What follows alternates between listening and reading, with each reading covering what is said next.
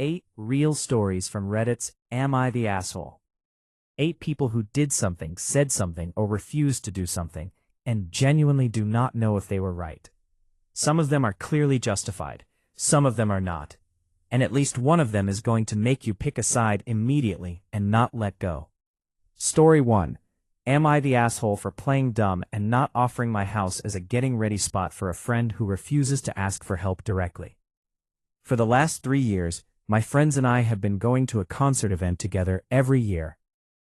2 of them used to live right near the venue, so it was easy for them. I live far away with my parents. 2 years ago, I suggested they come over to my place to get ready together before the event. I thought it would be fun. Outfits, makeup, the whole thing. One friend was completely on board. The other one was not interested at all. We had to convince her, pointing out that we might all move away after university, and these were some of the last years we would get to do things like this together. She eventually agreed. At my place, she acted completely uninterested the entire time. She has this attitude toward girls who do makeup, like it makes them less than. She kept asking things like, do I even need lipstick? Would I not look better without it? What even is blush? She kept making little comments.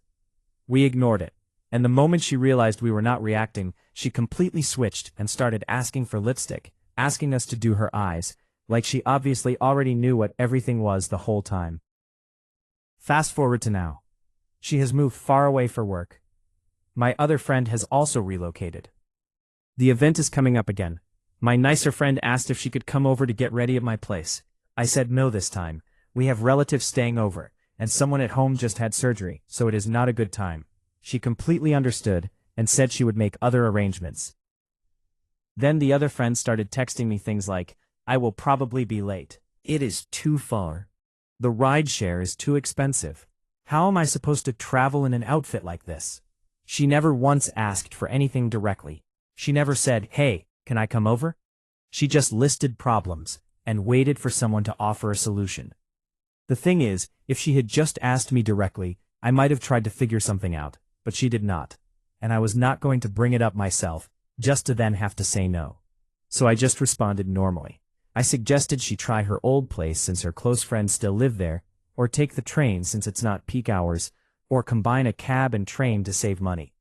My other friend and I both noticed the pattern again, hinting, expecting people to read her mind, and then acting ungrateful when they do. Am I the asshole for not offering, even knowing she is coming from far away, and it will be late at night? She never asked. She just hinted and waited. The next story is much shorter, but the ending had the internet absolutely losing it. Story 2. Am I the asshole? Pete standing up in a traffic jam. Throwaway account. I am a 26-year-old woman, and my boyfriend at the time was 25. We got stuck in an absolutely insane traffic jam. He was driving. We were at a complete standstill. They had closed the highway entirely. I needed to use the bathroom. Badly. Like urgently badly. I saw a couple of men had run to the side of the road to go, and I decided to do the same. I have a stand-to-pee device in my car. It just slides through the zipper of your jeans. Quick, clean, no exposure. I grabbed it. My boyfriend immediately got strange. He said people would see me standing up to pee and think I was transgender. I said no one would think that. Plenty of women use portable pee funnels, and also I did not care either way. I have no issue with transgender people. Just to put his mind at ease. I said I did not want to expose myself on a highway in front of everyone, and I did not want to get pee on my shoes. I just wanted to be quick and clean. He said he did not want the girl he was dating to be seen that way, and that I should squat like, and I quote, girls do. I could not hold it any longer. I ran to the side of the road, slipped the device into my jeans, and peed standing up with my back to traffic. No one could see anything. When I got back to the car, he would not speak to me. He said I had disrespected his feelings. Am I the asshole? Update to everyone who asked. Yes, he is an ex-boyfriend now. Yes, there were other red flags. I got rid of the man and kept the pee funnel. I'm going to laugh at him every single time I use it. She kept the funnel. He is gone. The next story involves a mother, a vacation house, and a rule that only appeared after the booking was already paid. Story 3. Am I the asshole for not going on family vacation unless I can share a bed with my fiancé? My brother and I had been planning a family vacation. the first one since 2019, where all the cousins, all adults with the youngest being 24, could attend. We used to rent a large beach house every year, so we were looking at big rental options and splitting the cost. On the first planning call, my mom mentioned she preferred that my fiancé and I not share a room. I told her that was not going to happen. We are both women, we have lived together for over 2 years, we own a house together, and we are getting married in 6 months, 3 months by the time of the trip. We even shared a room on a family cruise the year before with zero issue. For a couple of weeks after that, we sent rental options back and forth. Nobody mentioned room arrangements again. Then my brother told me that my mom had already gone ahead and booked a house on her own. I called her. She told me that my fiancé and I could either sleep in separate beds or find somewhere else to stay. I asked why she had not said anything sooner. She said her original comment had been her way of communicating that. I pointed out that a preference is not a rule, and that I had already made my position clear. She said since she booked the house, she could treat it like her house and set the rules. I pointed out that we were paying our share, about $1,200, so she did not get to control our sleeping arrangements. She said we could still pay, but we would not be sharing a bed there. The cheapest alternative nearby is a hotel at around $1,500 with no kitchen, meaning a completely different and more expensive vacation than what we had agreed to. The only reason I am even considering going at all is for my brother, who has special needs and is genuinely excited about this trip. My fiancé is willing to sleep separately for his sake. I am struggling to give in, especially since my parents do not support our relationship and may not even come to our wedding. Am I the asshole for refusing to go unless we can share a room? A rule that only appeared after the money was paid. The next one is about a husband who is watching his mother and his wife fight, and has quietly chosen a side. Story 4. Am I the asshole? I am refusing to stand up for my wife when my mom is being rude, because I am on my mom's side. I genuinely cannot tell if I am being unreasonable, or if this is justified. My wife is late to things. It has been a consistent issue throughout our relationship. She was even late to our own wedding. I have managed to get her on time for most things, but when it comes to events with my family, especially if we drive separately, she is almost always late. My mother cannot stand it. The pattern has been the same for years. My mom tells my wife to be on time. My wife agrees. At the next event, she is not on time. Repeat. The breaking point was my mother's birthday dinner at a nice restaurant. Everyone was supposed to meet at 6:30 for the reservation. My wife and I drove separately.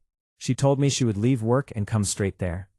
This restaurant had a rule that the entire party must be present before anyone is seated. My wife arrived 45 minutes late. The restaurant canceled the reservation. My mother was furious. They got into an argument, and my mother called my wife a disrespectful child. Since then, my mother has made it clear that if my wife is late, she will not acknowledge her at all, and she has stuck to it. My wife shows up late. My mother goes completely silent and ignores her for the entire event. She has said she will stop when my wife starts being on time. But when I asked her what she wanted me to do, she said that is not the point. I think it is the point. Am I the asshole for not intervening? He is not defending his wife because he agrees with his mother, and his wife knows it. The next story is much lighter, but it became a full workplace situation over a piece of candy. Story 5. Am I the asshole for asking a woman at work to stop being so weird about taking a caramel?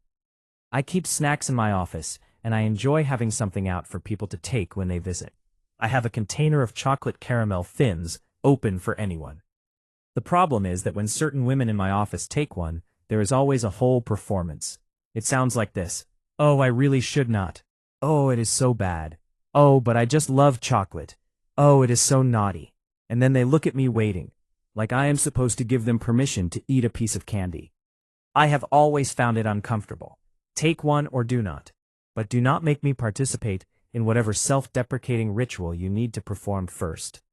Yesterday a woman stood in my doorway, pointed at the container, and went through the whole routine. Oh, I love those caramels.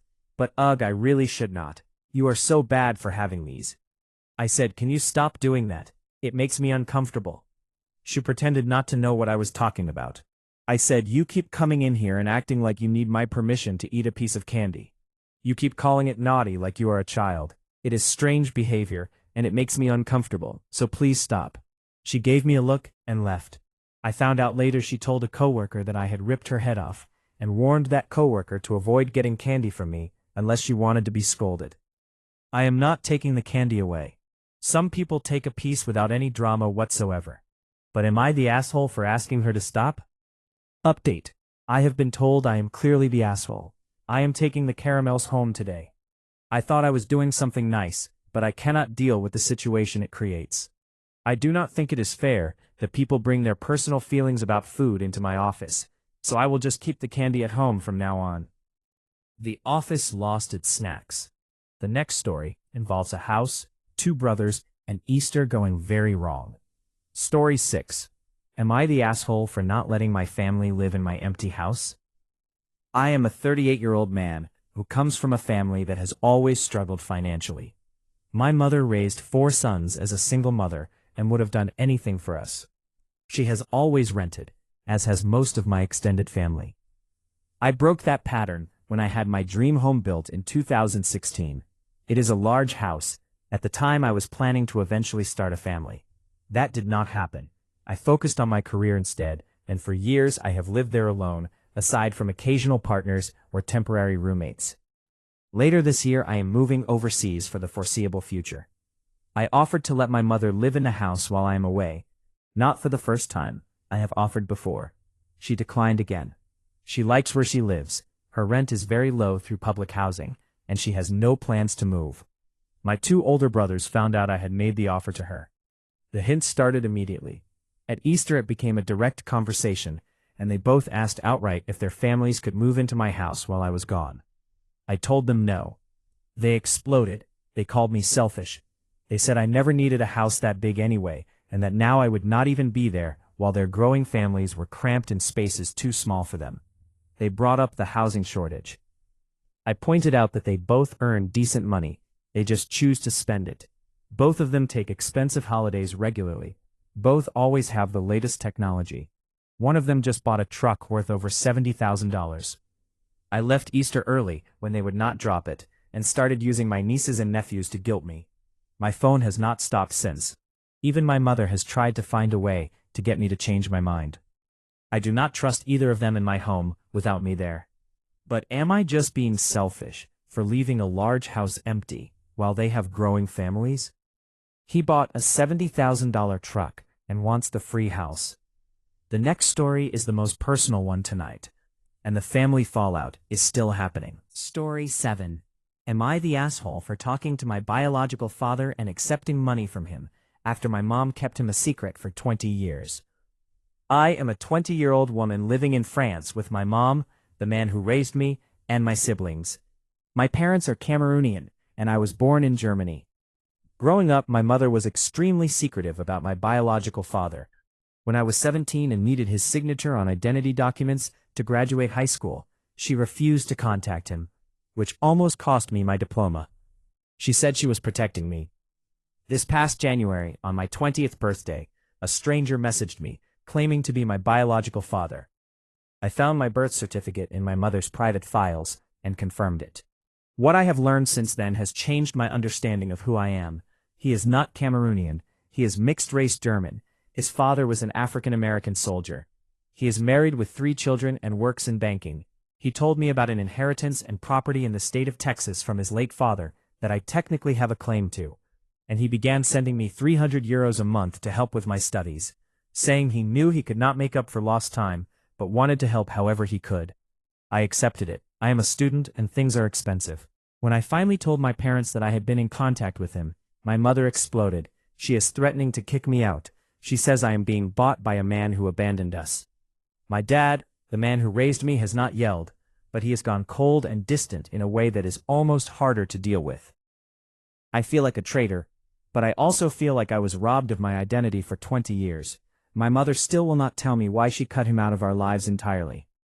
Am I the asshole for taking the money and building a relationship with the man my mother tried to erase? She found out who she actually was at 20 years old, because a stranger messaged her on her birthday. The last story tonight is a workplace one that sounds simple, until you realize why the assistant started crying. Story 8. Am I the asshole for speaking to my overweight assistant about her business lunch and making her cry? At the beginning of the year I hired an assistant, I will call her Amy. Amy is excellent at her job.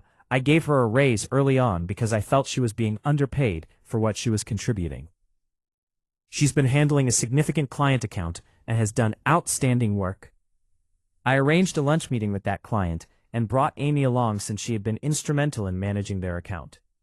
She was professional, knowledgeable, and impressive throughout the meeting, with one thing that caught my attention. The client and I both ordered burgers and fries. Amy ordered a well-done steak, mashed potatoes, steamed vegetables, a side of soup, and then when the server asked about dessert, after the client and I both declined, she ordered cheesecake and coffee. The client and I finished at roughly the same time. Amy finished about 15 minutes after us, and the cheesecake added more time on top of that. After the meeting, I realized I had never discussed business lunch etiquette with her, so I brought it up. I explained that the general approach is to follow the client's lead. If they order something simple, you order something simple. If they decline dessert, you decline dessert. If you want something extra afterward, you can get it on your own time. Amy first offered to pay me back. I told her it was not about the money. I am happy to cover her lunch. It was about the strategy and the impression it creates. I told her I usually order something manageable because I want to be able to take small bites if a question comes up, and to match the pace of the client so no one is sitting there waiting awkwardly. I shared some of my own past mistakes, including ordering spaghetti and getting it on my shirt, and once ordering a cheeseburger when the client turned out to be vegetarian. Then Amy started crying. She said it was because she was fat, her word, not mine. I told her again clearly that this had nothing to do with what she ordered in terms of food choices. It was purely about business strategy and pacing. I told her I believed she had real potential and I wanted to help her develop. She left still upset. I am genuinely uncertain now. My intention was to help her, but am I the asshole for bringing it up at all? 8 stories, 8 people who drew a line and are not sure if it was in the right place. The friend who never asks directly. The boyfriend who is now an ex. The mother who hid a secret for 20 years and called it protection. The husband who agrees with his own mother over his wife and will not admit it out loud. The woman who just wanted someone to take a piece of candy without making it a whole thing. And the boss who gave honest feedback and watched her assistant cry. Some of them were right, some of them were not, and I think you know exactly which ones. If any of these made you want to leave a verdict, like this video, because it helps more people find these stories. Subscribe right now, because I post real stories like these every single day. Drop your verdict in the comments. Who is the actual asshole? I read every single one, and I will see you in the next one.